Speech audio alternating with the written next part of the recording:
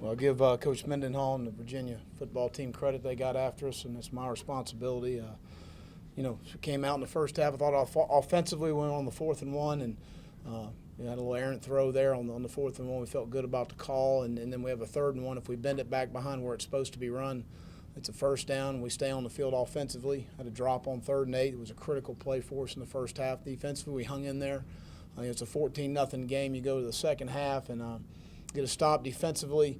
You go 3 and out on offense and field position-wise against a football team like this. You're at the 40-yard line going in. We have 2 critical 3rd downs. We don't get off the field. That's really the telltale of the game. Was they were 11 of 17 on 3rd down. We were 2 of 13, and he stays on the field with his legs. Wasn't much past that, but being able to not get him hemmed in the pocket enough obviously did us in defensively as the game rolled along and it goes 21-0. It was going to be a tough sled to come back against a good defensive football team, and got a lot of respect for them. But, disappointed with the performance. I appreciate our fan base. We sold our allotment of tickets, and we didn't put on a good show, and that's on me, and I apologize to them.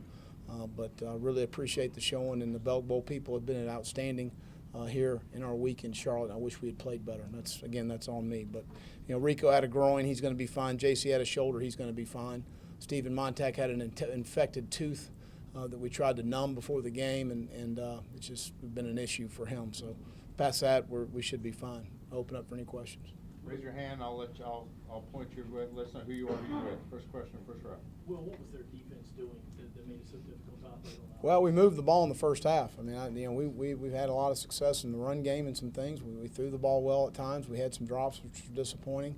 And then in the second half, Dave, that's when the game to me switched. It goes a 21-0 game. It changes our approach a little bit, and they go to some exotic pressures and some different things and double-edge pressure, and they did a nice job of designing some things there. And when you get into a 21-0 game against their defense, I knew it was going to be a difficult deal. What happened with Rashad Fenton? He's out in the second half. I don't know. Back row. Well, again, I think that we got in a situation when you're down 21-0 in the second half. It's a difficult game to call from that standpoint. I felt like we needed to, when it was a 21-0 game, instead of kicking the field goal, go for the touchdown in that situation.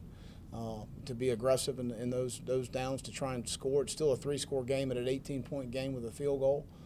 Before half, we didn't have a timeout. They were going to trap the flat at 6 seconds left. I didn't think we'd be able to get the ball out of bounds without any timeouts. They knew we didn't have any timeouts. They would trap the flat in that situation. We're trying to get a throw to the end zone there in that situation. So, again, we're certainly not pleased with no points, but there were some situations we could have put points on the board, but I didn't think that was going to try and help us win the ball game. Back to the row, Cameron.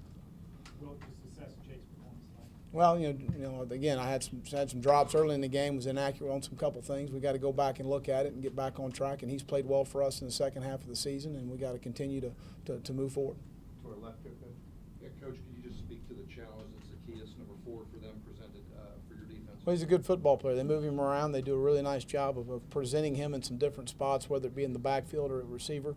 But he's a great competitor, and he's a guy that goes and gets the football, and he's a guy that you appreciate as a coach watching him play. Front row to our right. I was going to ask about Zacchaeus. What about Bryce Perkins?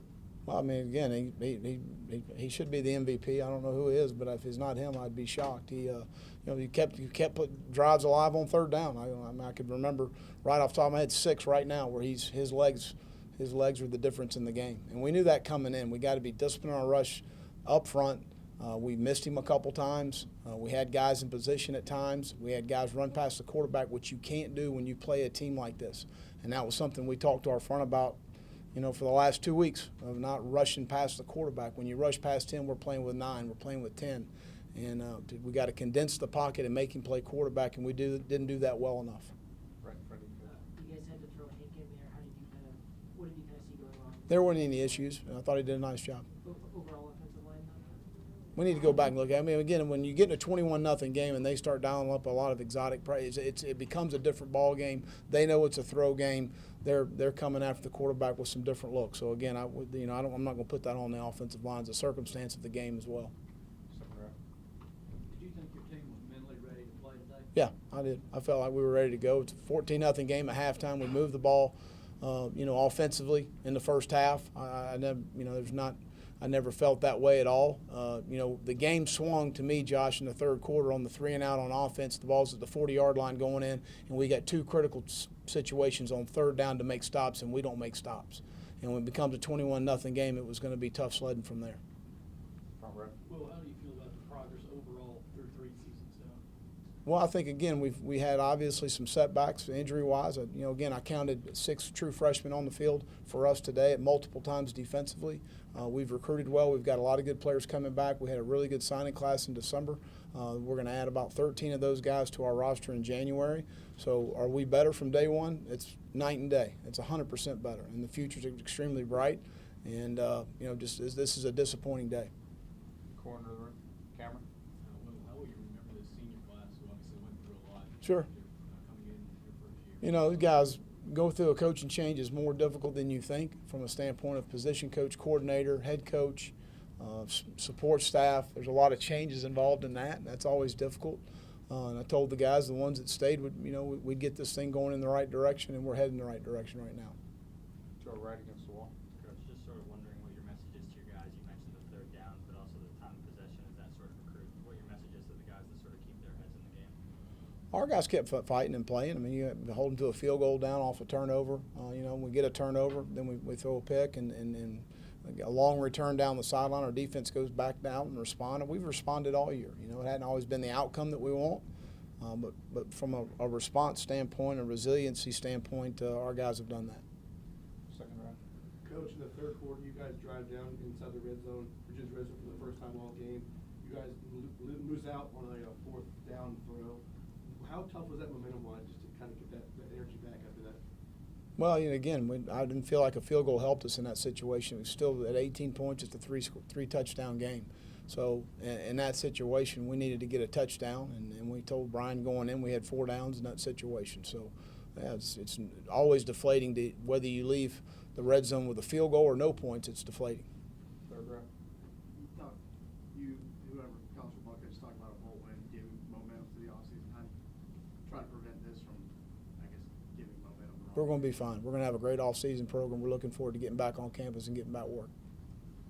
Front row. On the first touchdown, they go for it on fourth down. Baptist was what happened? How do you get it? We got busted on the shift. We didn't get covered down on it. They went to a shift, and then they went to a motion, and we should have been covered down on him, and we didn't.